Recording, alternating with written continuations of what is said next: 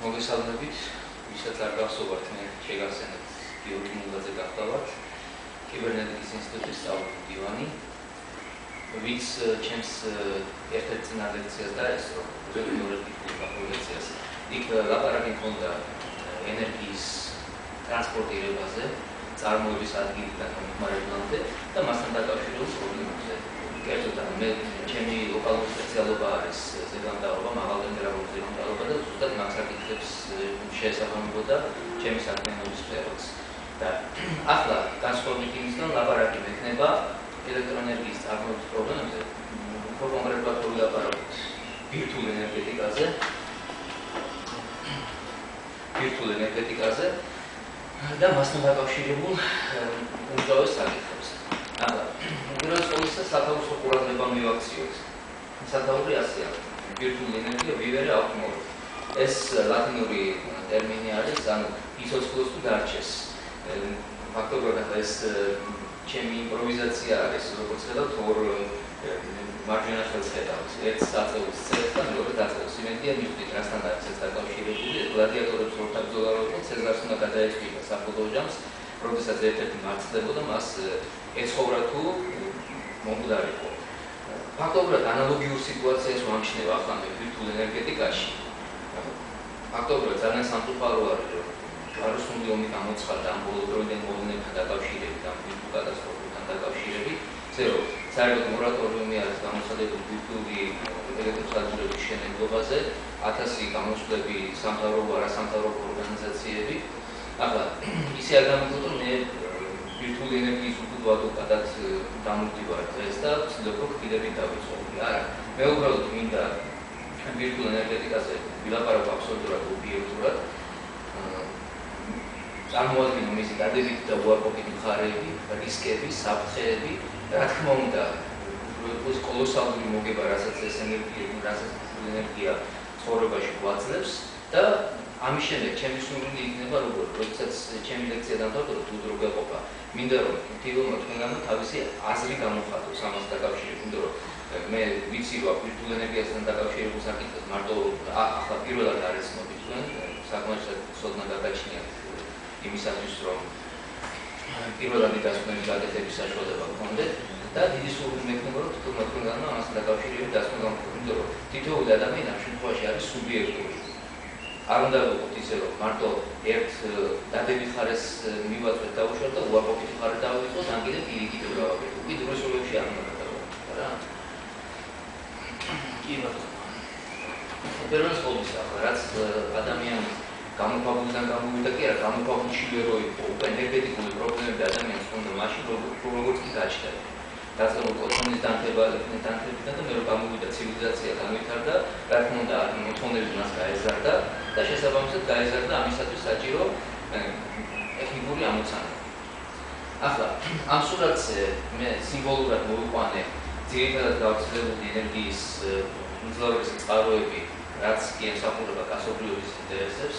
ეს იქნება ბირთვული ელექტროსადგურები, ეს იქნება ჰიდროელექტროსადგურები, ფინანსიერესი დააქვით, კასკადური სადგური დააქვით, თბოელექტროცენტრალი, ან თბო ენერგიაზე მომუშავე, სახლობზე მომუშავე ელექტროსადგური და ეს ძალიან ლამაზი სურათი, ეგრეთ წოდებული ზესუფთა ენერგიის წყაროები, როგორც არის მზის ენერგიის პანელები, არის ქარის ენერგია, რომელთაც რა თქმა უნდა უფრო და უფრო მეტ პოპულარობას იძენენ ეს კაცობრიობის ცხოვრებაში.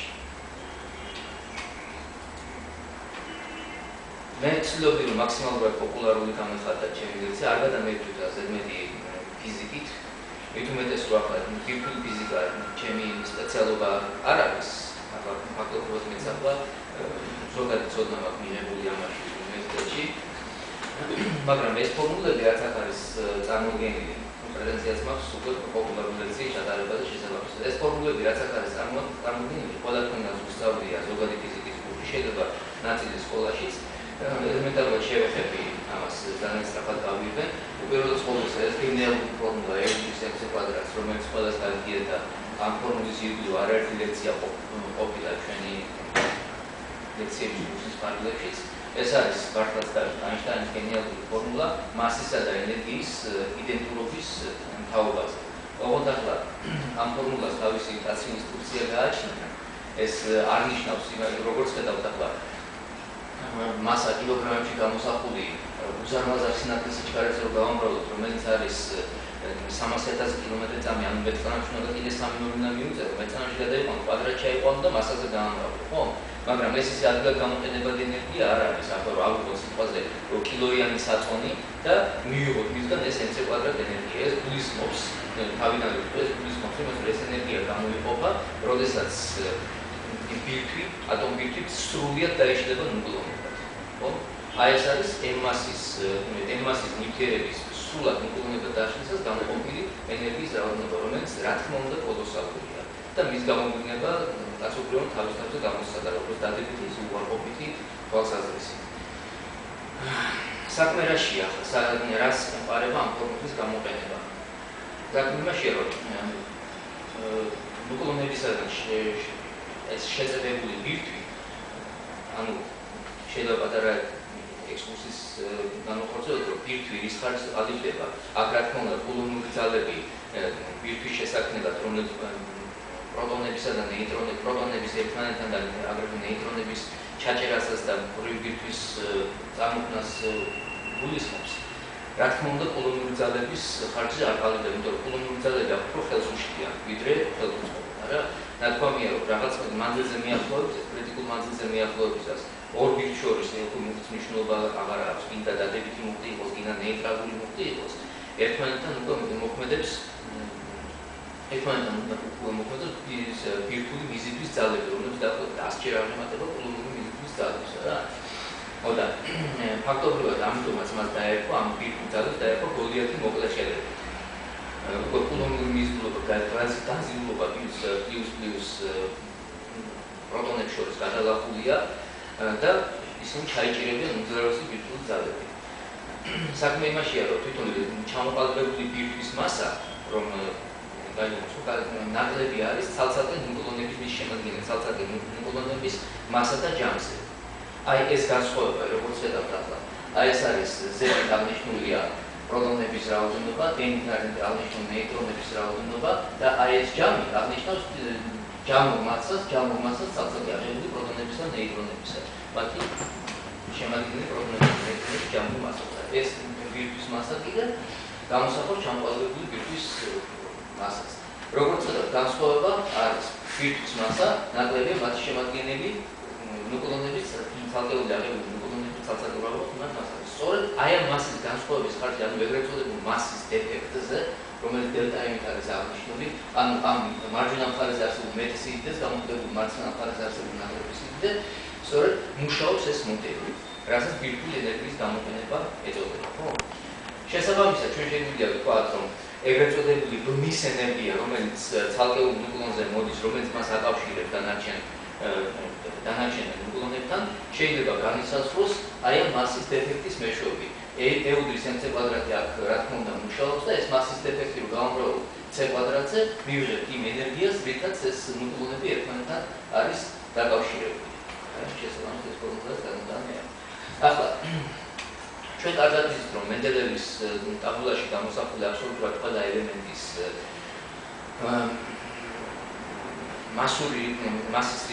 მასის განსაზღვრა, რაც არის მენდელევის ტაბულაში ყველა ელემენტს რაც მიეწერება მასა, იმის გამოსახვა კილოგრამებში ვიცით, რომ უაზრობაა, იმიტომ რომ ეს არის ძალიან წარმოუდგენლად მცირე სიდიდე და ამიტომ შემოღებული არის ეგრეთ წოდებული მასის ატომური ერთეული, რომელიც კალიბრებულია ისე, რომ განმარტებიდან მასის ატომური ერთეული ეს არის ნახშირბადის სტაბილური იზოტოპის მე-12 მასა და ფაქტობრივად ატომის სამყაროში მასი აი კილოგრამიან საწონა, კილოგრამიან გირად, სწორედ ეს სიდიდე აღებული. ეს შეიძლება აგრეთვე განვიხილოთ როგორც ჩვეულებრივი წყალბადის, არა დეითერიუმისა და ტრიტიუმის, არა მისი იზოტოპის, ჩვეულებრივი წყალბადის ბირთვის მასა გამოსახული ამ პირველი ერთეულში, ერთი მასის ატომური ერთეული.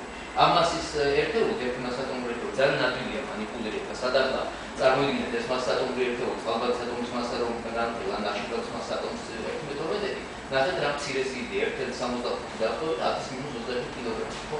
სადახლა ახლა მოუხერხებელი სიდიდეების გამოყენება და სად კიდევ უკვე მთელი რიცხვი ჯამბილიერობა.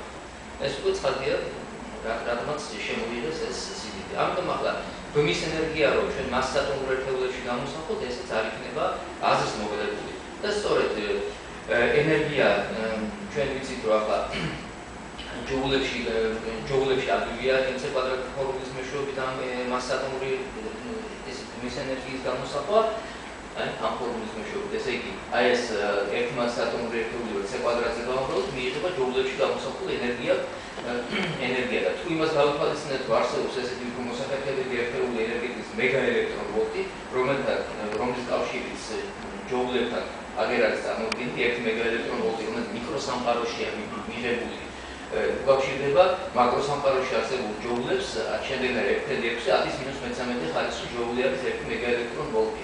ეს თვითონ მცირესიდია, მაგრამ მიკროსამყაროში სადაც კოლოსალური რაოდენობა ელემენტარული ნაწილაკების ეს უკვე მათი რაოდენობა 1 მეგაელექტრონვოლტზე გამრავლებული უკვე კოლოსალურ ენერგიას ქმნის. და საბოლოოდ ჩვენ ვივიღებთ, რომ მასის ატომური ერთეულთან დაკავშირებული ბმის ენერგია ეს შეიძლება იყოს 931 მეგაელექტრონვოლტი. და სწორედ ასე შეიძლება ჩვენ გამოვთვალოთ უხეშად რო ვთქვათ, გაყოფადი ბირთვების გაყოფისას გამოყოფილი გამოთავისუფლებული ენერგიის რაოდენობა. ახლა როდის დაიწყო აქტიური მუშაობა ბირთვული ენერგიის გამოსაყენებლად? რა თქმა უნდა, მეცნიერები როდესაც ბირთვული ენერგეტიკის გამოყენებაზე მუშაობდნენ, იმათ რა თქმა უნდა ამოძრავებდათ მხოლოდ კეთილი მიზნები, მაგრამ რეალობამ თავისი გააკეთა მილიტარიზაციამ, ამ გაუთავებელმა ომებმა და ეს პრობლემა გადაწყვეტა აგრეთვე სამხედრო სფეროს. აი ეს უკვე 1928 წელს მოხდა მოყვანილი მე. მაგალითად ამ ყველაფერი ბირთვული ენერგეტიკის აქტიურ დასაწყისად. იმიტომ რა თქმა უნდა მანამდე საფუძველი ჰქონდა ამ ყველაფერს. გერმანულმა მეცნიერებმა ეს ფაშისტური მმართველობის პერიოდია გერმანიაში, ბუნებრივია, იქ უკვე სამხედრო მიზნებს ძალიან დიდი ყურადღება ექცევა, ჰიტლერი აგრესიისთვის ემზადება და გერმანულმა მეცნიერებმა ჰანმა და შტრასმანმა აღმოაჩინეს уран 225 იზოტოპის დახლეჩის მოვლენა ნელი ნეიტრონებით და ბომბარდირებისას. ახლა რასაც უწოდებთ ნელი ნეიტრონები? პირობითად რომ ვთქვათ, ეს ეგრეთ წოდებული ნელი ნეიტრონები, ეს ნეიტრონები, რომელთა ენერგია არის 1 მეგაელექტრონვოლტამდე. უფრო მეტ ენერგიის მატარებელ ნეიტრონებს ეწოდება ჩქარე ნეიტრონები. ახლა ამ სქემას მე შემდეგი სლაიდზე წარმოვადგენ. მოკლედ თუ აღწეროთ ეს პროცესი ნელი ნეიტრონებთან ბომბარდირებისას, ურანის ბომბარდირებისას, ურანის იმ ბირთვის დახლეჩა ხდება ორ ქვები ვთქვათ, ასე რომ ვთქვათ, ორ შემადგენელ დახლეჩა და გამოიყოფა აგრეთვე 2-3 ნეიტრონი და ამის შედეგად უდიდესი ენერგია, რომელიც წინასწარ წარმოიდგინოთ და გამოთვლილია, რომ გამოვთვალოთ ყოველ ბირთვზე იმ ფორმულების მეშვეობით, რაც წარმოიდგინეთ, ყოველ ურანის ბირთვზე მიახლოებით 214 მეგაელექტრონვოლტი მოდის ენერგია. ახლა რა თქმა უნდა ეს პროცესი დახლეჩისა პრიმიტიული პროცესი არ არის, ამას უდიდესი სიმძლავრეები ჭირდება, უდიდესი ცოდნის დაგროვებისთან ერთად უდიდესი სიმძლავრეები ჭირდება, სამრეწველო სიმძლავრეები და მისი პროცესის ძალიან აკურატული და ტექნოლოგიურად მაღალ დონეზე შესრულება. საქმე იმაშია, რომ დედამიწაში ურანი როგორც ასეთი თავისუფალი სახით რომ აიღო, ჩავხელი და ამოიღო, ესე არ არის რა. ბუნებრივად რაც უფრო ძვირია შეგნიშნებით კიდევ რაც უფრო ძვირია სასარგებლო ნივთი რომ უფრო ძნელია მისი მოპოვება. თუნდაც იგივე ოქრო აიღია, ვერცხლის მადანია, პლატინას ლაპარაკზე. ურანიც ასევია. იგი მოიპოვება რა თქმა უნდა მისი მადანის სახით, სადაც ახლა ჩვენთვის სასარგებლო, რაც ბირთვულ ენერგეტიკაში გამოიყენება ძირითადად თვითონ აქტიურ ზონაში ურან 225 რაც შეეხება ეს იზოტოპი არის მხოლოდ და მხოლოდ 0.7% მოპოვებული აქტიური მასიდან. დანარჩენი 99.3% პროცესი ბუნებრივ ურანში რაც არის არა, ეს ეკუთვნის იზოტოპ 228-ს. რომელიც დიდი რაოდენობით და 99%, ესე იგი გამძლეებული და ჩამოყალიბებული ურანის მასის 99% ეს არის ურან 228 იზოტოპი. ახლა მისი დაყოფა ურან 228-ის დაყოფა ეს ხორციელდება მხოლოდ ჩქარი ნეიტრონებისთვის და მისი გამოყენება ჯაჭვური რეაქციისათვის ფაქტობრივად აზრს მოკლებულია, მაგრამ ისე არ წარმოუდგენიათ, რომ ურან 228-99% ყრიან და უსარგებლოდ ტოვებენ. არა ბატონო, ეს გამოიყენება სამხედრო მიზნებისათვის, შემდგომი პროდუქტის პლუტონიუმის წარმოქმნისათვის. პლუტონიუმ 229, რომელიც უკვე მისი გამოყენება ფართოდაა გავრცელებული სამხედრო მიზნებში, ატომურ ბომბებში, ეს პირველი თავის ატომური ბომბები როგორ ახლა სოფლიო გადასულიყო, თუ ღმერთმა დაიბაროს, ახლა შემდგომი სოფლიო ომი თუ იქნება თერმობირთვული იარაღით, რომელიც დედამიწის სავსედ განადგურებას გამოიწვევს პირველ წუთებში, რა ღმერთმა დაიბაროს იქის. და ნასტავარი გამოიყენება ეს პლუტონიუმის 229 გამოიყენება ჩქარი ნეიტრონების რეაქტორში, რომელიც საფრთხე ცოტა მოგვიანებით შევეხებია. აქ არის ის ტექნოლოგიური ციკლი, ეს სამი ეტაპი ფორმულით აღწერილი, რომლის მეშვეობითაც ურან 228-დან მიიღება პლუტონიუმ 229. შუადღეობის პროდუქტი, რომელიც არის ნეპტუნიუმი, ხო, მას გააჩნია ნახევარდაშლის მცირე პერიოდი, ასე რომ იგი არ მოითხოვს ახლა ნახევარდაშლის პერიოდი ბავშვებო, მე მოგიხსენიათ რაც არის ეს არის ის პერიოდი, რომლის განმავლობაში აღებული რადიოაქტიური ნუკლეონები მთლიანად ესე იგი არსებული რადიოაქტიური ნივთიერება ნახევარ იშლება, ანუ მისი მასის ნახევარი რჩება, ხო, დანარჩენი ენერგიის საფუძველი გარემონტება. აი ამ ტექნოლოგიური ციკლის მეშვეობით ფაქტობრივად ამ პლუტონიუმის წარმოების ქარხანაში, ანუ შუადღეობრივ რეაქტორებში, რომელიც ახლა ენერგიას აწარმოებს, უკვე ნივთიერებას აწარმოებენ. იმიტომ რომ ეს ძალიან რთული პროცესია, აქვს მოითხოვს დამამდიდრებელი საწარმოების მშენებლობას მოითხოვს, რომელიც ტექნოლოგიური ციკლებით უბრალოდ ყოველსა მრავალჯერადი სეპარატორებით გამოყოფენ ბუნებრივი ურანისგან 218-საც, 215-საც და რა თქმა უნდა პლუტონიუმსაც.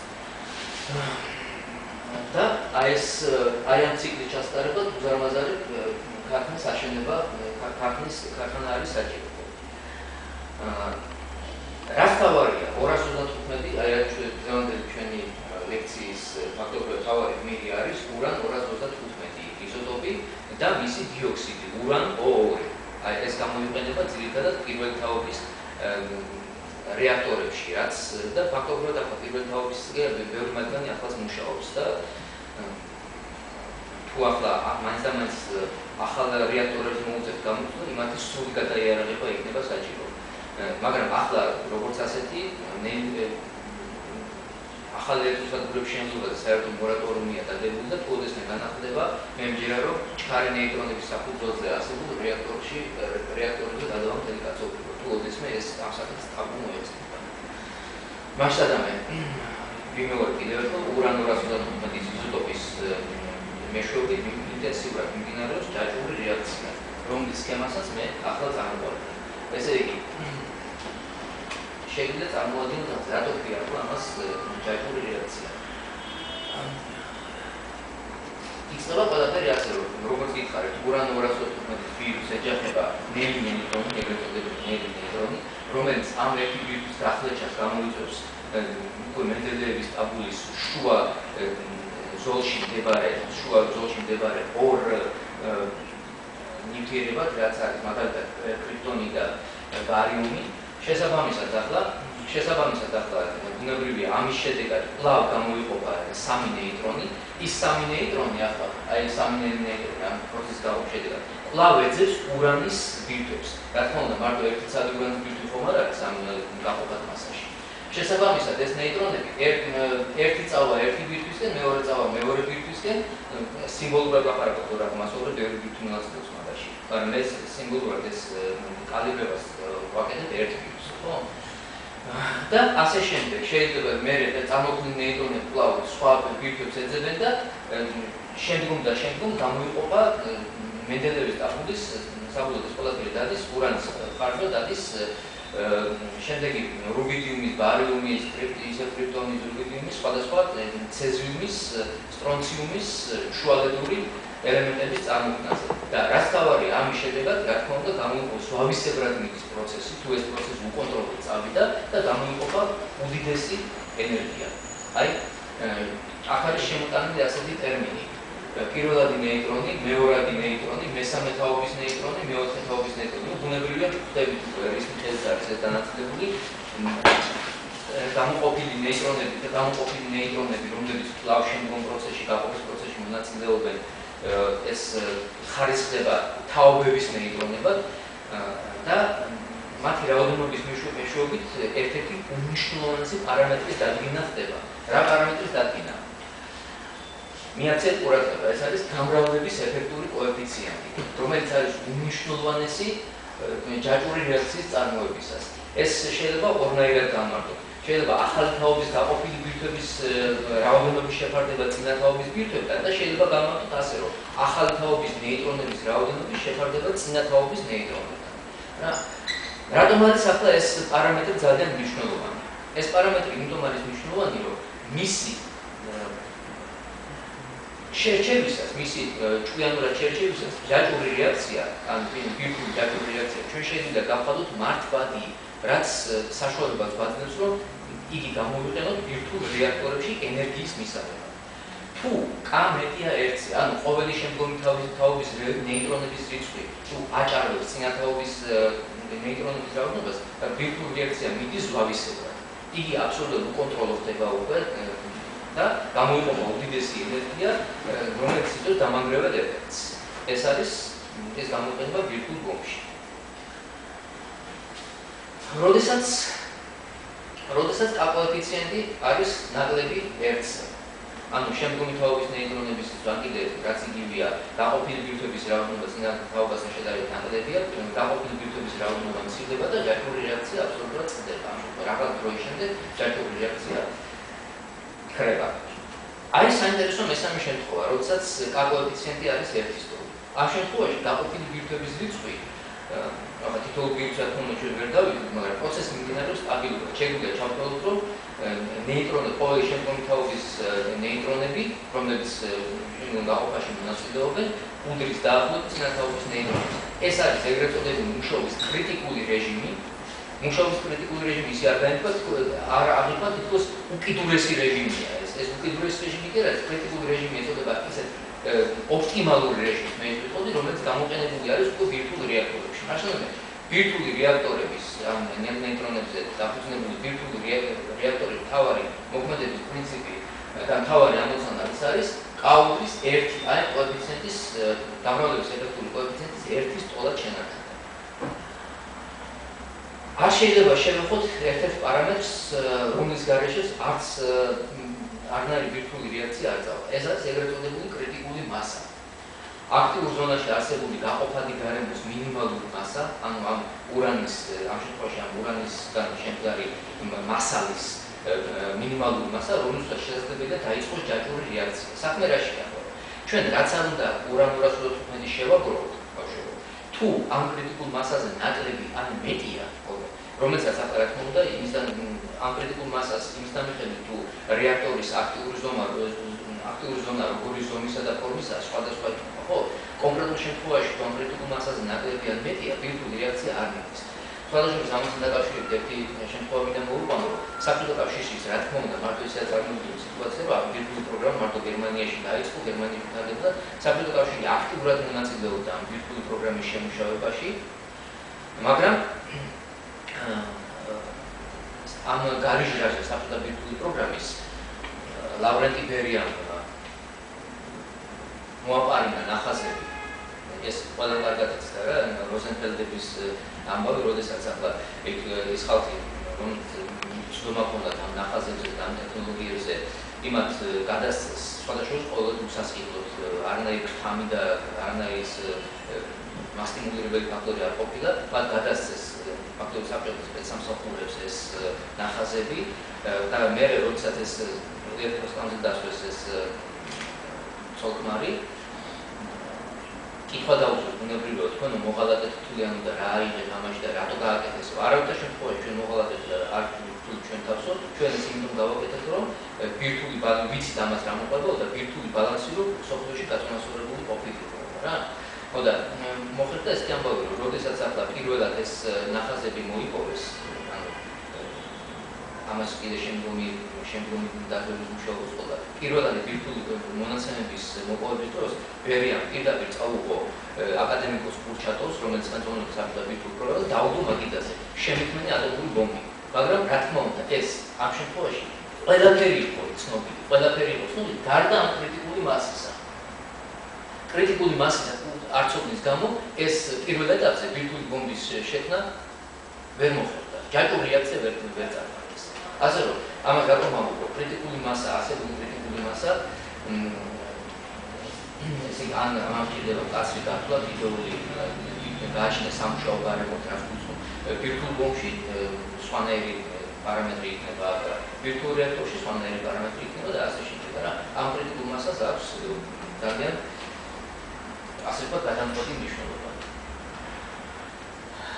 აქ არის მოყვანილი პირველი ავტორი ექსპერიმენტალური რეაქტორის სქემა ჯაჭვური რეაქცია სრულფასოვანი ჯაჭვური რეაქცია ოღონდ ექსპერიმენტის ფარგლებში აქვს ამას არ ჰქონდა პრეტენზია იმას რომ ქვეყანა მოემარაგებინა ელექტროენერგიით და კაცობრიობის ყველა საჭიროებას შექმნიანებოდა რა ეს 1952 წლის დეკემბერში ჩიკაგოს უნივერსიტეტში ენრიკო ფერმის ხელმძღვანელობით განხორციელდა ეს პროცესი და შეიქმნა პირველი ბირთვული რეაქტორი ჩიკაგო პაილ 1 CP1 როგორც ხედავთ ახლა ამ სურათზე წარმოდგენილი ძირითადი მასა ეს არის გრაფიტის ბლოკები რომლებშიც ცნობილი ღეროება ჩართული არის რადიოაქტიული ნივთიერება. ეს რადიოაქტიული ნივთიერება ახლა ამას შემდგომ განმარტავ კიდევ ერთხელ. ეს რას წარმოადგენს ახლა მილაკებში ახლა ვიტყვი კადმიუმის ცირკონიუმის მილაკებში ჩალაგებული ურანის ან ურანის დიოქსიდის ტაბლეტებია, რომლებიც აღწევენ კრიტიკულ მასას და მათში მიდის მე ბირთვული რეაქცია. ეს გრაფიტი გამოიყენება იმისათვის, რომ რეაქცია წავიდეს კონტროლირებად. ანუ თავიდან ვიტყვი, რომ ეს გრაფიტი გამოიყენება ნეიტრონების შემანელებლად. ანუ ჩქარი ნეიტრონები რომ დავიდეს თავიანთი ენერგია რომ დააწყონ, დავიდნენ ნეიტრონების რეჟიმში და განხორციელდეს ეს მართლაც ჯაჭვური რეაქცია. რა თქმა უნდა, ისევ ვიმეორებ, რომ ამ რეაქტორს, რომელიც საზემოური ვითარებაში, მაგრამ ძალიან გასაიდუმლო ვითარებაში გაიშვა, არ უნდა პრეტენზია სრულფასოვან რეაქტორობაზე, ეს არის მართლაც ჯაჭვური რეაქცია, მაგრამ უწიდურის დაბალი სიმძლავრით, იმიტომ რომ ამ რეაქტორს როგორც ასეთი გაგრედების სისტემა არ გააჩნდა და გაგრედების სისტემა როცა რეაქტორს არ გააჩნია, მას შეიძლება ამუშავოს მხოლოდ უწიდურესად მცირე სიმძლავრით. უბრალოდ დაინახო ჯაჭვური რეაქცია ქართულად განხორციელდა. აი სამრეწველო პერიოდში განხორციელდა. ქრონოლოგიას მივყვეთ. ჯერ მოდი ახლა ამ ბირთვული რეაქტორების ჯერ მოვიაცეთ, რომ მე ლაპარაკი მაქვს ძირითადად ბირთვული რეაქციის სამრეწველო გამოყენებაზე. მე ბირთვული ბომბის მუშაობის პრინციპს ერთი-ორი სიტყვით შევეხებ, იმიტომ რომ იმხელა მოცულობა შეიძლება იყოს, იმიტომ რომ მას შეიძლება ცალკე ლექცია დაუთმო და მე თუ ინტერესი და გამოძახილი იქნება, მე შემიძლია ბირთვული ბომბის შექმნის პროგრამას იგრძნო მანჰეტენის პროექტს, რაც ამერიკაში განხორციელდა, ცალკე ლექცია დაუთმო, თუ ახლა ამის ინტერესი იქნება. როგორ მოხდა ბირთვული ბომბის შემუშავება, რა პროცესი უწევდა და ჩამოგდება და მისი ეფექტი და გამოწვევის შედეგით ამას იქნება ერთ-ერთი შემდგომ ლექციაზე ვილაპარაკე. ძირითადად ახლა მე ვილაპარაკე იქნება მშვიდობიან გამოყენებაზე, მაგრამ მშვიდობიანი გამოყენებაც არ ყოფილა, როგორც ისეთ ასე მშვიდობიან, ამასაც სისხლთაა დაწერილი ფაქტობრივად ბირთვული ენერგეტიკის ისტორია. პირველი ექსპერიმენტალური რეაქტორი ევროპაში, ამერიკაში თუ არ ჩავთვალე ამუშავებს, ამუშავდა იგორ კურჩატოვის ხელმძღვანელობით 2020 წლის 25 დეკემბერს. რა თქმა უნდა, ეს ექსპერიმენტალური რეაქტორი უპირველეს სამხედრო მიზანს ისახავდა, რომ ამერიკელების მიერ ჩამოგდებულმა ბომბმა ძალიან შეაშფოთა სტალინი და საქართველოს მაღლის ხელმძღვანელობა და სხვადასხვა იმის შემდეგ მოხდა, რომ მეცნიერების დაფინანსება კოლოსალურად გაიზარდა. უბრალოდ ყოველისა იმის გამო, რომ ბირთვული პროგრამის განხორციელება იყო საჭირო. სამრეწველო ბირთვული ელექტროსადგური მსოფლიოში პირველი 1940 საბჭოთა კავშირის ხალხური ძალიან დიდი დამსახურება ძალიან დიდი წვლილი ეკონომიკის იმაში რომ ბირთვული ენერგეტიკა ასეთი სამრეწველო მოგება მისცა მსოფლიოს 1954 წლის 27 ივნისს ობლინსკი არის ასეთი დასახლებული პუნქტი პატარა ქალაქია თავის ეს არის კალუგის ოლქი ყოფილი საბჭოთა კავშირი სიმძლავრე მას ჰქონდა 5 მეგავატი იმ დროისთვის საკმაოდ მძლავრი ელექტროსადგური სიმძლავრის მხრივ როგორც ხედავთ აქ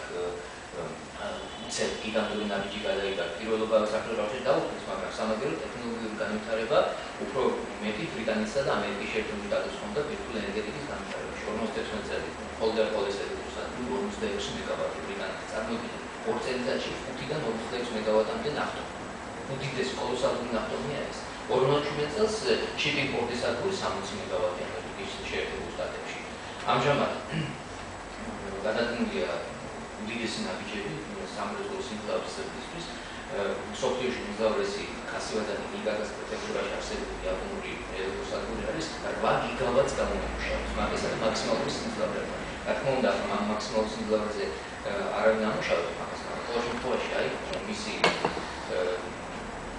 მისი ზღვარი მუშაობის ეფექტური ზღვარი არის 8 გიგავატი ხოლო ევროპაში ახაც საბჭოთა კავშირმა დაასრულა ყველას და ზაპოროჟიეს ატომური ელექტროსადგური ბირთვული ელექტროსადგური უკრაინაში 6 გიგავატს გამოიმუშავებს ესეც ამიტომაც რომ არანაკლები მიღწევა ახლა ბირთვული სადგურების განსხვავებაზე არის ლაპარაკი აქ სანამ მოდი ახლა მე ცოტა თანამიმდევრობა მინდა შევცვალო აქ სლაიდების სანამ ამაზე ვილაპარაკებით ბირთვული ელექტროსადგურების განსხვავება სხვა მნიშვნელოვანი პარამეტრი ხო მოდი მე მინდა მისი ბირთვული ელექტროსადგურის პირველ თავის ბირთვული ელექტროსადგურის რომელიც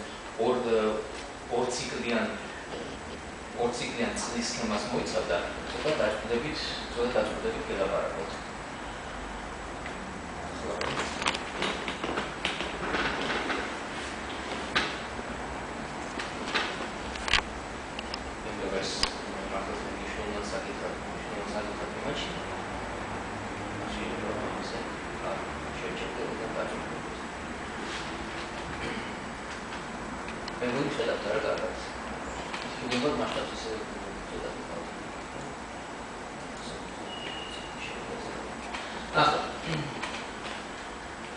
ეს ძირითადი სამუშაო გარემო ეს არის რეაქტორის დარბაზი, სადაც მოთავსებულია თავად რეაქტორი. აი ეს რეაქტორი, აი პირდაპირ რაც აქ გამოსახული, ხო? ეს არის რეაქტორის გული ფაქტობრივად, რომელსაც გააჩნია ეგრეთ წოდებული აქტიური გარემო. აი ბირთვული ენერგიის გამომუშავება ხდება აი ამ გარემოში, ამ აქტიურ გარემოში. დანარჩენი ყველაფერი ეს არის ფაქტობრივად მისი მომხმარებელი ან მომარაგებელი გამაგრებელი მოწყობილობა. ახლა მოდი აქტიურ ზონას მე ცოტა ცალკე გამოხატავს დანარჩენს ახლა. აქ ხდება ბირთვული ენერგიის გამომუშავება, რა თქმა უნდა მას ესაჭიროება ამ მომატარებელი, რომელიც ამ გამომუშავებულ სითბოს გამოიტანს და სითბოს მატარებლად იქცევა, ეს არის მასში ცირკულირებადი წყალი, ეს მე ფაქტობრივად ვიყვებით ახლა პირველი თაობის ბირთვულ რეაქტორებს, თორემ სხვადასხვა იმის მიხედვით მომატარებელი სხვადასხვა ბირთვულ რეაქტორში. ეს არის როგორც ვთქვათ, აქ არის ორი კონტური. ეს პირველი კონტური, რომელშიც წყალი ცირკულირებს და ეს არის მეორე მისგან დამოუკიდებელი კონტური, რომელიც ემსახურება ამ ესე იგი მომატარებისგან პირველი კონტურისგან სითბოს წამოღებას, მისი ორთქლად ქცევას და ნაწილის ისევ სისტემაში კონდენსირებული სახით დაბრუნებას.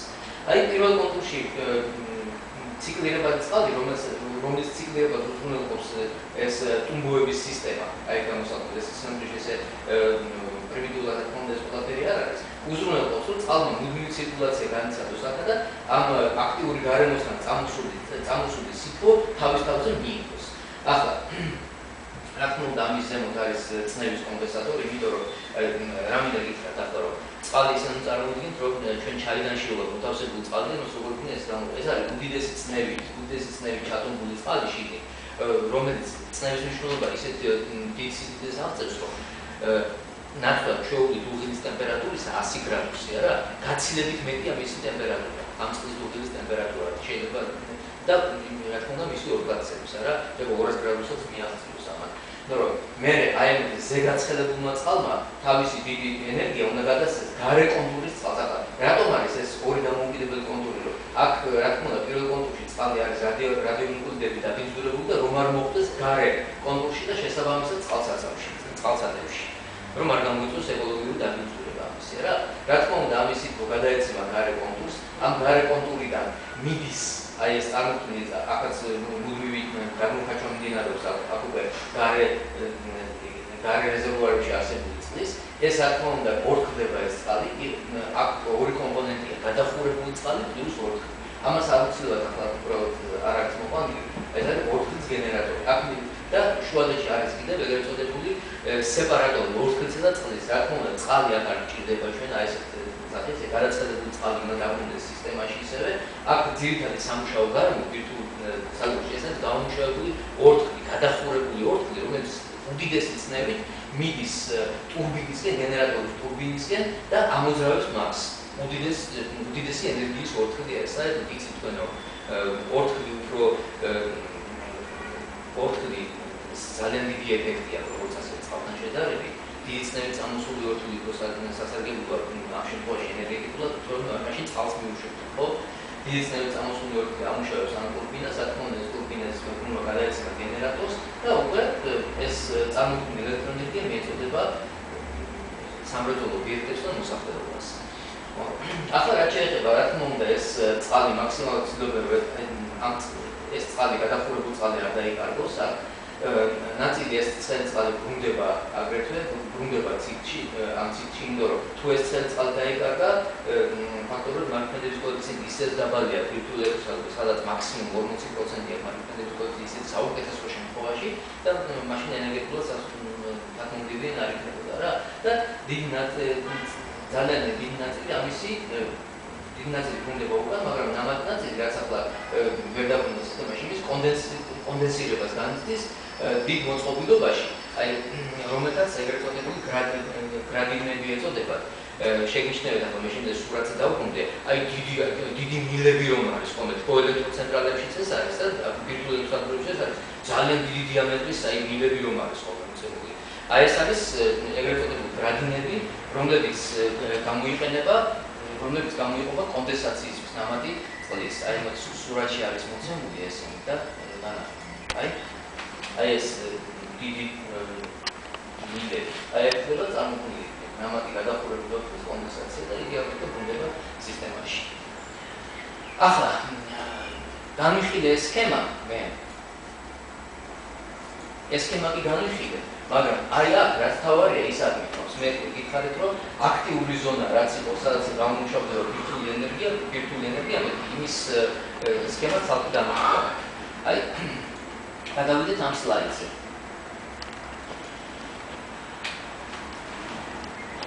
აი ეს არის აქტიური ნაწილი, რომელიც შედგება შემდეგი კომპონენტებისგან. საკუთრივ სითბო გამომუშავებელი ვირტუალური საწვავი, რომლებიც მოცემულია აი ამ შუადედური პატარა ღეროების მეშვეობით. დაიყურეთ აი მეხუთე რომ არის აქ დამოუკიდებელი ვირტუალური საწვავი.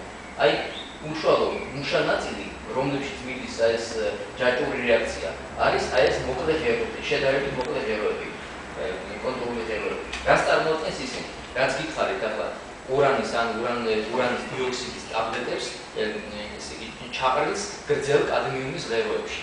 ნუ აი ეს ღეროები მოხსენებთ, რომლებიც გამოიმუშავებენ ამ სითბოს ფაქტორულად მაშინ მიდის ჯაჭვური რეაქცია. მაგრამ ახლა როგორც გითხარით, ეს ჯაჭვური რეაქციის უმეთაუროდ მიტოვება და ეს თვითინებაზე მიშვება არ შეიძლება. ვირტუალური პროცესის სამართავად ვირტუალურ ეს არის სითბოს მატარებელი, რაც მიხარეთ ეს ამ შემთხვევაში წყალი, აი ეს გარემო მატარებელი. იმისაც რომ ვირტუალური პროცესი წარიმართოს, საჭიროა მისი რეგულირება. ანუ მე საჭირო არის რომ ამ ნელი ნეიტრონების ამ მართავი ნეიტრონების რომ უზრუნველყოფ ვირტუალების დახეთვას, მათი რაოდენობა უნდა ვაკონტროლო. ის ისე უნდა ვაკონტროლო, რომ შემდგომი თაობის ნეიტრონების რიცხვი გაუწოდოს წინა თაობის ნეიტრონების რიცხვს. ამისათვის გამოიყენება ეგრეთ წოდებული მართავი ღეროები, რომლებიც პერიოდულად ჩაიწევა და ამოიწევა ამ სამუშაო ზონიდან. აი, ეს არის მართავი გრძელი ღეროები. მაგალითად, მე ჩერნობილის ატომური უსაფრთხოების მაგალითს შემიძლია გითხრათ, რომ თვითონ აი ეს ურანის მუშა ღეროები იყო 1600-ის ფარგლებში და აი ეს მართავი ღეროები იყო 211 ცალი, რომლებიც პერიოდულად ჩაიწერდნენ, აიწერდნენ იმის მიხედვით, თუ ინტენსივობა როგორი იყო და თქო გამოყოფის სურვილი, სითბოს მიღების სურვილი ამ რეაქტორიდან.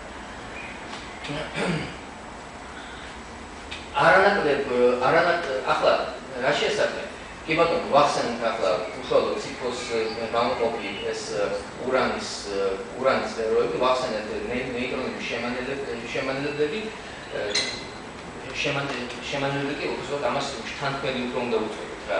ნეიტრონების შემანელებელი, ტერმინები არ აგვერიოს, ნეიტრონების შემანელებელი, ანუ ნელი ნეიტრონების ფაქტობრივად მარეგულირებელი ნეიტრონების შემანელებელი. ეს არის ეგრეთ წოდებული გრაფიტის ღეროები. აი ბევრ ელექტროსადგურში გრაფიტი აღარ გამოიყენება ხოლმე, როგორც არის მაგალითად ჩქარი ნეიტრონების ზედამყარებულ სადგურში. მაგრამ თუ მაგალითად მოვიყვანთ ჩვენ პირველი თაობის და უპირველეს ყოვლისა ახლა ჩერნობილის ატომურ ელექტროსადგურს, იქ ნეიტრონების შემანელებლად, ანუ რა თქმა უნდა იმისაც ნეიტრონები კონკრეტულად იმ რაოდენობით რაც საჭიროა, გამოიყენებოდა გრაფიტის ღეროები. გრაფიტი არის შესანიშნავი შემანელებელი ნეიტრონის, მაგრამ მას ცუდად შთანთქავს. აი ეს ამას მინდა მივაქციო ყურადღება, რომ თუ მან შეანელა კიდევასთან შთანთქა ეს აქტიური ნეიტრონი, მაშინ აზრი არ აქვს მის მოქმედებას. ხო, გაქრება ეს ნეიტრონი და რეაქცია წავა. რაც შეეხება ნეიტრონების შთანთქმელს, ეს არის სწორედ ეს მართავი ღერო. აი თუ ჩვენ რეაქცია ძალიან დიდი ინტენსივობით მიდის და გვინდა რომ ეს რეაქცია სითბო გამოყოფა შევანელოთ, მაშინ ეს ღერო ჩაიწევა აქტიურ ზონაში, ჩქარი ნეიტრონები ჭარბი რაოდენობით რაც არის იმას თანხავს და პროცესიდან გამოთიშავს. ხო? მაგრამ ამ გრაფიტის ღეროების ჩაწევა-ამოწევა ბუნებრივია ახლა რეაქციის პროცესში არ ხდება. ესე იგი, თავი მოუყაროთ ამას, რომ ძირითადი ზონა, ეს აქტიური ზონა შედგება თვითონ ამ ესე იგი ამ ბირთვული საწვავისგან, რაც არის ურანი მოთავსებული ატომის ღეროებში, გრაფიტის ღეროებისგან, რაც არის ნელი ნეიტრონების ფაქტობრივად ქარხანა, ნელი ნეიტრონების მოზღვავებას, რაც უზრუნველყოფს ნეიტრონების შენელებას და ეს არის მართავი ღეროები, რომლებიც გულისხმობს, რომლის მეშვეობით ხდება ბირთვული რეაქტორის სიმძლავრის მართვა, ანუ ჭარბი ნელი ნეიტრონების თანხმობა. მე მგონი გავგებროთ არ ჩამოვყალიბე რა. აი ამ პრინციპზე მუშაობს ეს ჩვენი ბირთვული ელექტროსადგური. რა თქმა უნდა, ახლა ბუნებრივია, რომ მარტო სასარგებლო ენერგიის მიღება მისგან არ ხდება, მარტო ენერგია რომელიც იყო მისგან და გავიხაროთ მაგრამ ეს არის, მას შეიძლება ძალიან რთული ციკლი და მას შეიძლება ძალიან რთული ეტაპები მომსახურებისა. ერთ-ერთი უსაჭიროესი პროცესი, რაც კი შეიძლება არსებობდეს ბირთვული ენერგიიდან გამომდინარე, ბირთვული ენერგეტიკა, რასაც გვაძლევს უხერხულ მომენტს, ეს არის მისი რადიატიული ნარჩენების უტილიზაცია. იმიტომ რომ პერიოდულად საჭიროა ბირთვული საწვავის შეცვლა, ამ გრაფიტის ღეროების ამოღება ახლის შეცვლა, იმიტომ რომ ეს ყველაფერი იხარჯება რა. ამ ნამუშევარი ბირთვული საწვავის უტილიზაციას რაც შეეხება, ეს არის რამდენიმე ეტაპად წარმართული ცუდად ჩანს. შეიძლება საფესტაცი გადაუღონო ჯერ არის თავმოყრა, ესე იგი თავმოყრა ნარჩენებისა და მასალების, რაც ბირთვული ენერგიის გამომუშავების შემდეგ დაგროვდა, ეს გადის წინასწარი დამუშავების ციკლს, აი ეს არის პირველი წინასწარი დამუშავების ციკლი ამ ნარჩენების. გენერალური დამუშავების ციკლი, რაც არის ახლა, მერე ეგრეთ წოდებული კონდიცირების ციკლი, რომელიც ახსენე აგრეთვე. აი ამ შუაში ამ დამუშავების პროცესში არა, გამოიყოფა ორი კომპონენტი რა. ეგრეთ წოდებული ნარჩენები, რომელთა კონტროლი უკვე შეუძლებელია ფაქტორები ნარჩენის კონტროლი შეუძლებელია და ნუ შეუძლებელია რა უტილიზაცია მოახდინეთ თვლით რომ საცავი იმისი მყარია და მორჩა მივატოვეთ იმიტომ რომ უკვე ის გვაქვს ჩვენ ახლა გვაქვს უკვე წნება იმაში თუ ვიღაცა შეგნებულად არ გახსნის იმასთან რა აფეთქებს ან რაღაცა ის იქნება უსაფრთხო გარემოში და აი ეს არის აი მარჯვენა მხარეს ბლოკ სქემაზე რაც არის მოცემული რადიოაქტიური მასალა რომელიც გამოყენებად შეიძლება მეორე ციკლს ახლა შეიძლება აღწეროთ ეს პროცესი წინასწარ დამუშავებაში რა შედის შეგროვება ქიმიური შემადგენლობის რეგულირება დეაქტივაცია და შუალედური შენახვა ეს არის წინასწარ დამუშავების პროცესი თვითონ დამუშავება რადიონუკლიდებიდან მაქსიმალურად მოვაცილოთ მოცულობაში რაც შეიძლება უნდა შევჭიხნოთ მაგალითად არის მოცემული აალებადი კომპონენტების დაწვა, მშრალი კომპონენტების შემგროვება, თხევადი კომპონენტების აორთქება, ფილტრაცია, იონური მიმოწვა, ქიმიური დალექვა და ასე შემდეგ რა. მე კონდიცირებას რაც შეეხება ტრანსპორტაბელურ სახემდა მიეცეს ამ ნარჩენებს, რაც ახლა ეს ნარჩენები აუცილებელია რომ მათი ტრანსპორტირება მოხდეს სამარხისკენ. ხდება ასეთი რაღაც. ამ ნარჩენებს ეძლევა ტრანსპორტაბელური სახე. უპირველეს ყოვლისა ეს არის მისი ცემენტირება, ფოლადის კონტეინერებში განთავსება და შესაბამის ეს მატარებელი იქნება თუ რაც ტრანსპორტის საშუალება იქნება მათზე დაგეგმვა და ბოლო პროცესი აბა თუ ეს სამარხისკენ მშვიდობიანად მივიდა ეს და გზა არ გადაუღობეს საპროტესტო აქციაზე გამოსულმა ორგანიზაციებმა და ხშირ შემთხვევაში საკმაოდ საფუძვლიანადაც მე შემიძლია ვთქვა ეს იმიტომ რომ მე სავსებით მესმის იმ ორგანიზაციების რომლებიც რადიოაქტიური ნარჩენების თავისუფლად ტრანსპორტირებას ეწინააღმდეგებიან თქვენაც მოსწრე ხართ ხო როგორი საპროტესტო აქციები იყო ხალხი ლიანდაგზე წვება ხოლმე და მთელი ამდენი პიროვნული გაჩერებული არის ეს ტრანსპორტირების პროცესი საბოლოო განთავსება ხდება აი აქ არის ძალიან საფასუხებლო პროცესი ეს ბოლო დამარხვა მათი უტილიზაციის საბოლოო ეტაპი საიმედოდ იზოლირებული რეზერვუარები უნდა იყოს საერთაშორისო ნორმების დაცვით. ახლა რას გულისხმობს ძალიან სქელბეტონიან კონტეინერებს, აი ეს სამარხი რაც არის ძალიან სქელი ბეტონი, სასურველია რომ ტყუის ფირფიტებით, იმიტომ რომ ტყუია გაუსწრებ მომენტს და გეტყვით რომ ტყუია, მასალა ტყუია არის საუკეთესო შთანთქმული გამოდამოსილებით და საერთოდ რადიონუკლიდებიდან დაცვის. ხო? ეს დაცვა აუცილებლად უნდა იყოს საერთაშორისო ნორმების, რომელსაც ახლა ყველა ამ ნორმებს არეგულირებს საერთაშორისო ატომური სააგენტო, ეგრეთ წოდებული რუსულ აბერვიატურაში კარგად მაგატე გაგიგიათ რა, რომლებიც მონიტორინგს უწევს ატომური ბირთვულების მუშაობას, ბირთვული იარაღს, აგრეთვე უტილიზაციას, მოკლედ ყველაფერს რაც ბირთვულ ენერგეტიკასთან არის დაკავშირებული და სხვადასხვა საკმაოდ წარმატებით მოქმედებს და მიზანიც ეს უნდა იყოს, რომ არა ბირთვულებთან ბრძოლა, არამედ ამ მაგატეს უფლებამოსილების გაფართოება, ყველა ქვეყანაში მისი ფილიალების გაფართოება და მუდმივი მონიტორინგი ყველა პროცესზე, რომ ვიღაცა სულელს და ვიღაცა გიშს, ვიღაცა მცირე მცოდნეს ხელი არ წაუწეს იმისაკენ, რომ ბირთვული ელექტროსადგურზე მოახდინოს რაღაცა იმისთანა კატასტროფა, რაც ახლა შემდგომში ცოტა ხანში მოგიყვება. მით უმეტეს რომ სამარხიდან უკვე სამარხის ხელისება აღარ შეიძლება იმ კონტეინერის გახსნა, იქ მონიტორინგი ფაქტობრივად შეიძლება იქ უზრუნველყოფილი უნდა იყოს ისეთი პირობები, რომ იგი როცა მოუვა თავის ნახევარდაშლის პერიოდი, როცა გაუვა, იგი მთლიანად უკვე გამხრალი იქნება, მაგრამ ახლა ნახევარდაშლის პერიოდზე დიდი პრობლემებია, იმიტომ რომ რადიოაქტიურ ნუკლიდებს, ნახევარდაშლის პერიოდები წამის მილიონებიდან დაწყებული 100,000 და უფრო მეტი წლის განმავლობაში ხდება რა. თვითონ ახლა ჩერნობილში რაც მოხდა კატასტროფა, უმრავლესობა ნუკლიდების ისეთი დაილეთა იყო 24,000 წელი აქვს იმად ნახევარდაშლის პერიოდი. ზოგიერთ 30 წელი, ზოგიერთ 8 წელი და ასე შემდეგ. ხო. მოკლედ ეს უტილიზაცია ძალიან მნიშვნელოვანი პროცესია შევთანხმდით ამაზე. ხო. აი ახლა რამიდან მოვყვანთ ეს სლაიდი სიმბოლურად არის ჩემთან ნაჩვენები. ანდრია ხო კი. სიმბოლურად არის ეს სლაიდი ნაჩვენები.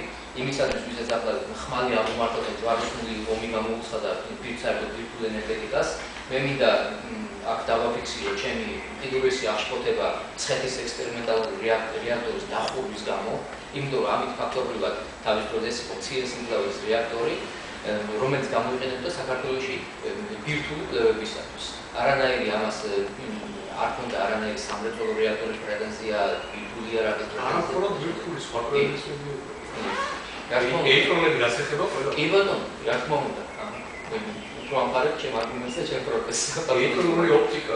როგორ შეიძლება, რა თქმა უნდა, იმიტომ რომ აქ მთელი მართლდება თუმცა მარტო ეს არ მინდოდა ლუმინესცენციის პროცესი, ოპტიკა, ცოტა და ეს ამაში არ მარტო დახურეთ, ცინიკურად დახურეს ეს იმ თვალსაზრისით, რომ ამაში ამის დახურვის პროექტის შემუშავებაში კიდე გრანტები აიღეს და ფაქტობრივად ერთი კარგი წიხლი ჩააზრეს კიდე ქართულ მეცნიერებას ამით. ახლა ეს რატომ არ გამოსახული? ეს არის ლოზანის უნივერსიტეტთან არსებული ექსპერიმენტალური რეაქტორი. აბატონო, შვეიცარიაში. ევერტოდებულ კროკუსის სამუშაო გარემო. აქ თუ შეიძლება ახლა ბირთვული კვლევების წარმოება და აქ სტუდენტებს ამუშავებენ, მეცნიერებს ამუშავებენ, ხოლო აქ თუ შეიძლება მუშაობა იმან რაღაც დააშოვა რა. იმის საუნივერსიტეტო ქალაქის ცენტრი. საუნივერსიტეტო ქალაქის ცენტრი, კი ბატონო. და ასე რომ ეს იყო ძალიან ცუდი ნაბიჯი. ობივატერებისა ზოგიერთი ბოროტი ძალების მიერ გაკეთებული ზოგიერთ არის მოდერას აკეთებს, ზოგიერთი ბოროტებით აკეთებდა მაგას რა. და მოსახლეობაში იყო ისეთი აჟიტირება, რომ აიმე ეს რეაქტორი საშინელი ის არის, რა ქვია, საფრთხის წყარო და რა გვეშვება და ნუ ახლა თონად ცუდი რამ დაედო, რომ ჩერნობილის ავარია ახალ მოხდარი იყო და ბუნებრივია, რომ პანიკა იქ აღწევდა. იმ ფონზეც დახვდეს ეს. ამას შევეშვათ. ახლა გადავიდეთ ამ თემატიკაზე. ფაქტობრივად ახლა მე ბირთვული ენერგეტიკის საწინააღმდეგოდ ვიწევს ლაპარაკი, მაგრამ აი ცნობილი კატასტროფების და მათ დეტალების მე უფრო მეტად გავჩერდები ახლა ჩერნობილის კატასტროფაზე. ეს კატასტროფები მე იმიტომ კი არ მოვიყვანე, რომ ბირთვული ენერგეტიკა გამოუსადეგარი პირიქით. მე მოვიყვანე ეს იმიტომ, რომ ბირთვული ენერგია ჭკვიან ხელებში არის დამჯერი ბავშვი, რომელიც ძალიან დიდ სასარგებლოს გვაძლევს ჩვენ. ამ ბირთვულ ენერგეტიკასთან არის დაკავშირებული ომის შემდგომი ევროპის აყვავება, არა მარტო ევროპის, საბჭოთა კავშირში ეკონომიკური წინსვლა, ამერიკის შეერთებულ შტატებში თუნდაც სამრეწველო სიმძლავრეებზე გასვლა, სამუშაო ადგილების შექმნა, დიდი რაოდენობის პროდუქციის გამოშვება, იაფი ენერგეტიკა, ეს ყველაფერი რომ არ ყოფილიყო, აი შემიძლია ვთქვა, რომ არ ყოფილიყო ბირთვული ენერგეტიკა, ეს ეკოლოგიური კატასტროფა გვექნებოდა იმ თვალსაზრისით, რომ მცენარეთა საფარი თითქმის თვინანად განადგურდებოდა. მე არსებული სასარგებლო წიაღისეული უკონტროლოდ ამოიქაჩებოდა, ნავთობქვეყნას აღარ გვექნებოდა, იცოდეთ.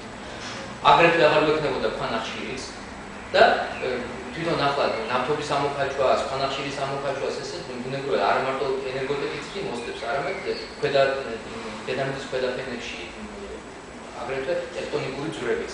მოსაზრება არსებობს, რომ გახშეებული მიწისძვრები იმის გამო, რომ ნავთობის უზარმაზარი ამოქაჩვა ხდება ქვედაფენებიდან. ფაქტობრივად ახლა ეს ვაკუუმური უბეები იქნება იქ და უკვე ეს დედამიწის ზედაპირების კონსტრუქციულ მდგრადობას ეს ძალიან ქვევით აღნიშნავს რა.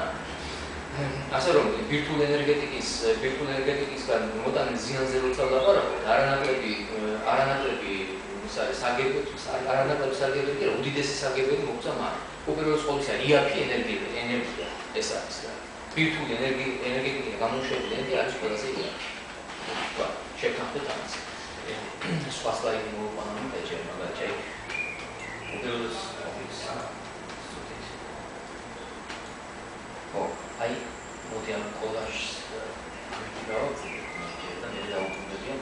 აბატონო უსაფრთხო ენერგეტიკა მე მინდა ვთქვა რომ არ არსებობს. უპირველეს ყოვლისა ჰიდროენერგიას რაც მე ძალიან დიდი სიმპათიით ვარ ჰიდროენერგიისადმი განწყობილი. ჩემი დიდი სიმპათია განსაკუთრებით ეხება მცირე ელექტროსადგურებს, რომელიც განხორციელებული ეს პროგრამაში მოჭარბებული ჰიდრორესურსები, რომელიც კასკადურ მშენებლობას არ გულისხმობს და ახლა უდიდეს წყალსაცავების შექმნა იმას არ ჭირდება, კიდევ გადმოვარდნილი წყლის ნაკადებით დამუშავებული ტურბინას და ციკლურად შექმნილი სადგურები ამას ძალიან კარგი მოდელი იქნება, მაგრამ ეს თითოეულ დასახლებულ პუნქტში, სადაც ახლა ნაჭამბი წყლის რესურსები შეიძლება მოეწყოს ცალკეულ სოფელში, ცალკეულ რაიონულ ცენტრში და ასე შემდეგ რა.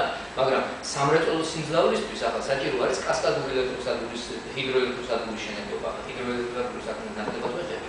მაგრამ აი რომელსაც ჭირდება უდიდესი ბეტონის ნაგებობის შენებლობა, ახლა ვინც ყოფილ ხართ, ახლა ენგურლესზე ყოფილ ხართ, გინახავთ სოფლად. ენგურთეს და მისი კასკადი. აი იქ რომ მოხდეთ, აი მაშინ გულისხმობ, მაშინ დარწმუნებით რა პატარა ადამიანი, აი ებედოთ იმის ფონზე და იმ აღტაცებაში მოხდით. იმხელა ამ წყალსაცავის ეს დაბრუნებას, იმხელა ბეტონის კონსტრუქცია ჭირდება, ისე კასკადის აშენება ჭირდება, ხო იცით? მაგრამ ამას ჭირდება აუცილებლად დიდი გათვლა, დიდი მომხდიდება.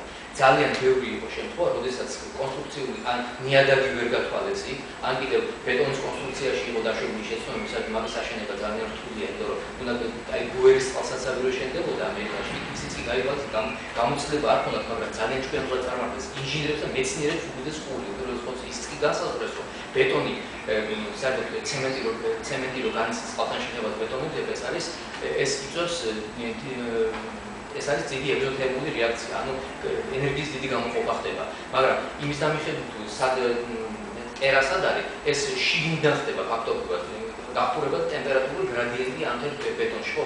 მისი დიდი მასის ბეტონის ჩამოყალიბებისას ტემპერატურა არათანაბრადაა განაწილებული და ეს თუ ჭკვიანურად არ გათვალე და მთლიანად გაუშვა, შეიძლება ამან მერე გაციებისას, გაფართოება გაციებისას მოხდეს ბზარები, ხო?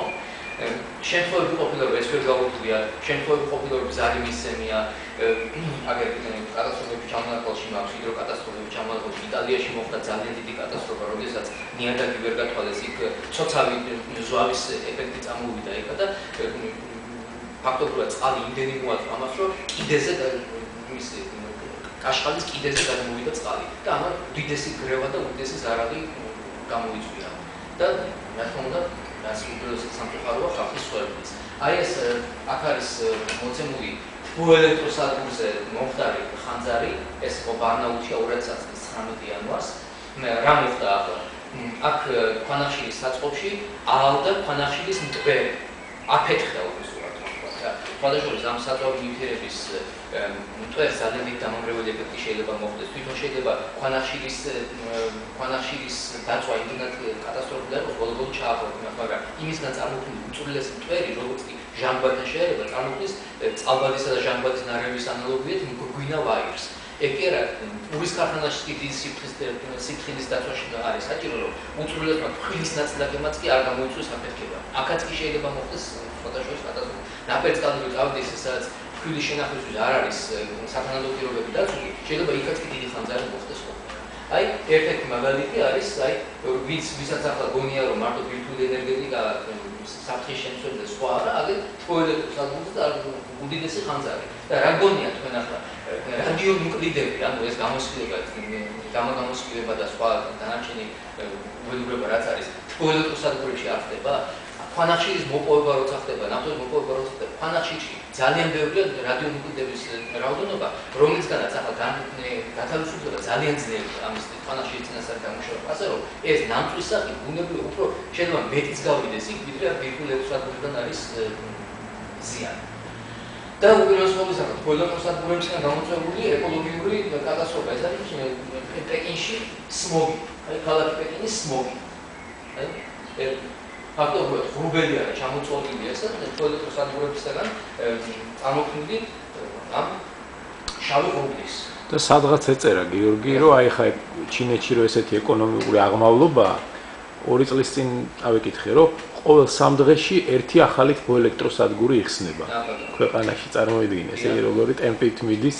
არა მარტო თბოელექტროსადგურის ჰიდროელექტროსადგური გაიხსნა მას წინათ, მდინარე იანძიზე უდიდესი კაშხალი გაკეთეს, სადაც წარმოიდგინეთ ვინაიდან დაიტბორა იქ არსებული დასახლების დიდი ნაწილი, მოუხდათ მილიონობით ხალხის აყრა და გადასახლება.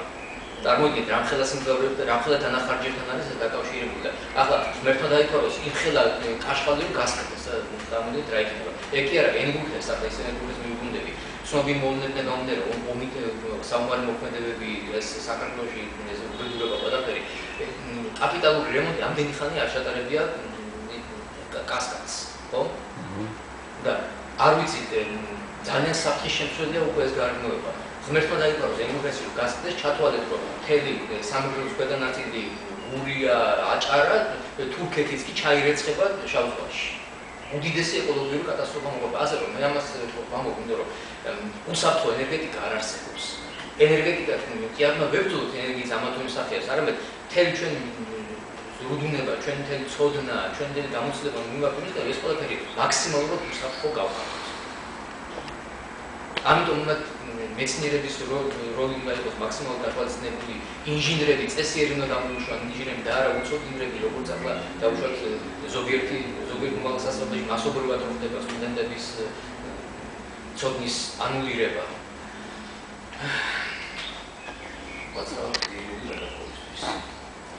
დაუბრუნდები წინა ცნობილი კატასტროფები ბირთვულ რეაქტორზე. რაც კი ეს ბირთვული რეაქტორების მომხდარი კატასტროფები იყო, უმეტესობა გამოწვეული იყო ადამიანური ფაქტორით. ისევ და ისევ კეთდება. პირველი სერიოზული კატასტროფა, რაც კი მოხდა, ეს პენსილვანიის შტატში 3 Mile Island-ი, ეს პუნქტი არის 1979 წლის 28 მარტს. სარემონტო სამუშაოების ჩატარებისას დაშვებული იქნა აქ უხეში შეცდომა. ერთი ის რომ ერთ-ერთ წლის გადამხად მოწყობილობაზე, ანუ ერთ-ერთ ტუმბოზე სარემონტო სამუშაოების დროს გადაკეტილი ჩამკეტი არ იყო გახსნილი. აი ესე, არ გახსნა, დატოვა ის რა პერსონალმა. ერთი პირველი ეს. მეორეც, აი გადამწოდების, ეგრეთ წოდებული დაჩიკები, რომ გადამწოდების არასწორი ჩვენება იყო აქა. და მეორეც საპასუხისმგებლო გადამწოდები რაც იყო, რემონტის შემდეგ ისინი დაფარული იყო ეგრეთ წოდებული ფარებით, ან ტაბლიჩკებით რა, მიმართებელი იმიტომ რომ აი რემონტი, ხოლმე რემონტისაც უკიდებენ ხოლმე იმას მანიშნებელ ფარს, რომ მიმდინარეობს რემონტი. უბრალოდ ეს დაფარული იყო ის გადამწოდები, რომელსაც უნდა ეჩვენებინა სახიფათო დონე. და რემონტის შემდეგ ამ დანაშაულებრივ გურგლებიდან არ მოხსნეს ის. აი ესე აი ამისთანა ფაქტორმა გამოიწვია რა. ეგრეთ აი ხო ხედავთ თითიდან გამოწვევილია. აუტეხელი ჭირი აიტეხეს მაგრამ. ახლა ამან გამოიწვია ის რომ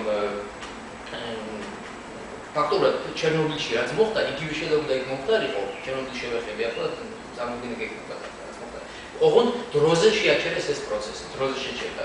ეს გამომავალი წლის ნაკადი, რომელსაც გაგრილება უნდა გამოიწვიოს და შესაბამისად სით ურანის ღეროების მიერ გამოშვების დროს თავისთავად მიიღება ეს ნაკადი მოაკლდა, ამან გამოიწვია თბური ღეროების დნობა და რადიოაქტიური გაჟობა.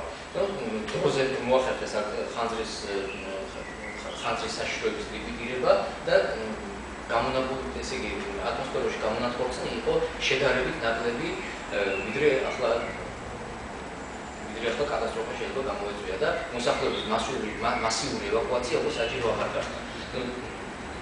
საბედნიერო ბუნება ჩვენ შეცდომებს მაქსიმალურად პატიოს ხოლმე და ატმოსფეროში მიმდინარეობს ისეთ მაკომპენსირებული პროცესები და ეს რადიონუკლიდები ბოლო-ბოლო ახლა თუ ჩვენ კიდე არ დავუმატეთ, ბოლო-ბოლო დასტაბილურდება, განვითარდება. აი უდიდესი ბირთვული კატასტროფა მშვიდობიან პერიოდში რაც იყო. შეიძლება შევადაროთ ხოლმე ჰიროსიმაში, ნაგასაკში ბომბის ჩამოგდებისას გამოწვეულ კატასტროფას. თუმცა ახლა ბევრი არაფერი დააკეთა, რომ მისული იყო. 1991 წლის 26 აპრილი უკრაინა. ჩერნობილის ატომური ელექტროსადგური. ეს კიევიდან 100 კილომეტრში არის დაშორებული ეს ჩერნობილი, ეს პუნქტი და ჩერნობილთან არის პატარა ქალაქი პრიპიატი, სადაც არის განლაგებული ეს უმძლავრესი ელექტროსადგური იყო. მეოთხე ენერგობლოკზე მოხდა კატასტროფა. ისევ და ისევ ჩერნობილზე შექმნილი სიტუაცია ეს იყო საბჭოთა კავშირის მოდელი ფაქტობრივად. ეს მოხდა იმიტომ, რომ არასპეციალისტებმა არ უნდა მიიღონ სპეციალისტისთვის საჭირო დასკვნა, სპეციალისტის მიერ გამოსატანით დასკვნის უფლებამოსილება. მოხდა ის, რომ გადაწყვეტილება, პროცესი დაიგეგმა არასპეციალისტების მიერ, უპირველეს ყოვლისა სამხედრო ჩინოვნიკების მიერ. და სამხედრო ჩინოვნიკების მიერ საბჭოთა კავშირში მიიღებული გადაწყვეტილების ჭკუა რაც იყო, ყველა ჩვენ დავწუნდით. იმიტომაც დაემხოთ ეს ახლა ქვეყანა თავს. არასწორი ბრძანებები, არასწორი ქმედებები, უხეში შეცდომები და ამის შედეგად კატასტროფა. და პლანეტარული მასშტაბის აფეთქებისაგან ერთი-ორი ნაბიჯი გვაქვს და ფაქტობრივად ადამიანის ისეთი მსხვერპლი გაიღო მაშინ საბჭოთა კავშირმა, ადამიანის ისეთი მსხვერპლი გაიღო ფაქტობრივად ლიკვიდატორები, 500,000 ლიკვიდატორი მონაწილეობდა ამ ყველაფერში, რომლებიც ფაქტობრივად სიკვდილზე მიდიოდნენ. ხო? მათმა გმირულმა თავდადებამ სოფლიო ისნა ფაქტობრივად ბირთვული კატასტროფისგან. ამაზე კიდევ მეტი საუბარი აქვს სტატისტიკას ვეძებ. 2011 წლის 11 მარტი ფუკუშიმა, ყველას გახსოვთ რა მოხდა აქ. გიგანტურმა მიწისძვრამ და მის შედეგად გამოწვეულმა ცუნამმა გადალახეს ის ბარიერი, რომელიც ატომურ ბირთვულ ელექტროსადგურს ჰქონდა, დატბორეს ელექტროსადგურების გენერატორის ბლოკი, თვითონ ახლა პირველადმა დარტყმამ ახლა ბირთვულ სადგურს კი არ მიაყენა ესეთი ზარალი, როგორც ეს გათვალისწინებული იყო საკმაოდ 25 მეტრზე იყო ფუნდამენტი ჩაყრილი, იცოდნენ რაც უნდა გაეკეთებინათ მიწისძვრაზე გათვალისწინებული იყო ეს. მექანიკურად ახლა ეს რომ მოხდა, მექანიკურად განცდილი იყო თუნდაც გიგანტური მიწისძვრის მიერ ამ ზიანის მიღება, ხო? მაგრამ სხვა რამე მოხდა, იქ მოხდა ის, რომ დიზელ გენერატორები, რომლებიცაც უნდა ელექტროენერგიის კოლაფსის შემთხვევაში, რა შეესაბამება ახლა ის გენერატორები, რაც არის იქ, რომლებიც აგრეგატების სისტემას რაც ემსახურებიან, ისინი იმართებიან თვითონ ვირტუალური რეაქტორები. ვირტუალური რეაქტორი გამოიმუშავებს კიდევაც ენერგიას და მათაც აწვდის კიდევ ამ მომუშავე ტუმბოებს, რომ ეს სასწრაფო ციკლი უზრუნველყონა რა. ხო და ამათ შემთხვევაში, როდესაც ახლა ეს სრული კოლაფსი ხდება ამ ვირტუალური სადგურის და ეს ყველაფერი ენერგიას აღარიცხება, საჭირო არის საავარიო სიტუაციებში დიზელზე მომუშავე გენერატორების ამუშავება, რომ მათ გაგრილება უზრუნველყო, იმიტომ რომ აი საქმე რაშია ახლა ვირტუალური ელექტროსადგური იმით განსხვავდება ჩვეულებრივი ტელევიზორის ან შუბის გამოყვაჭარბის ეს არ არის ეს მართლა ნატურალურ დააჭიროს ეს ჩამბულს და გამოყვება მას ჭირდება მის გამოყვება ჭირდება განსაკუთრებული რეჟიმი რომელიც სხვადასხვა არ ხორციელდება და იქ არის ექსტრემალურად საჭირო გამოყვის რეჟიმის დროს გაგრილების ინტენსიური სისტემის გამოყენება და მხოლოდ ამ გამოყვის რეჟიმში ჩაყენების შემდეგ კონტროლირებად პროცესის შემდეგ უკვე შეიძლება რომ ამოისურვოს ადამიანი რა. ხოლო მის ხელმეორედ გაშვება ისე ადვილი არ არის რამდენიმე დღე და ხანდახან პირად ჭირდება ხო რა. და ზუსტად ეს მოხდა იქ დიზელის გენერატორების ბლოკი რაც იყო ის ცუნამის ტალღამ დაფარა. აი უბედურება რაში იყო რომ იქ ჯებირი რაც იყო თქვენს ნებარ თუ შეიძლება მე ფუკუშიმას სქემას წარმოგიდგენთ აქ მაუსა მისი სქემა